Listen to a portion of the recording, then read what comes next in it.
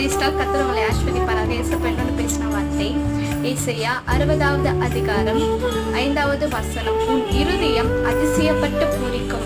ஆமீன். ஏசப்பாக்கு உங்களை பார்த்து சொல்றாரு, உங்களுடைய இருதயம் இன்னைக்கு அதிசயப்பட்டு பூரிக்க போகுதுன்னு ஏசப்பா அந்த நாளை கூட சொல்றாரு.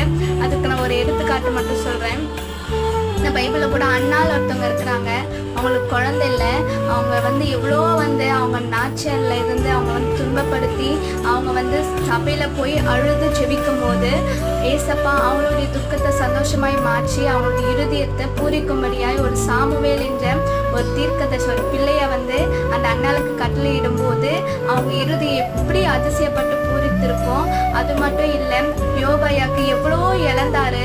அது இழந்ததும் இல்லாமல் ஏசப்பா நோக்கி அவர் நம்பிக்கையாக இருக்கும்போது, ஏசப்பா மேலே அவர் நம்பிக்கையாக இருக்கும்போது எதெல்லாம் இழந்தாரோ அதெல்லாம் ரெட்டத்தனியாக அவர் பெற்றுக்கொண்டாருன்னு நம்ம வேதத்தில் கூட பார்க்கணும். இவ்வளவோ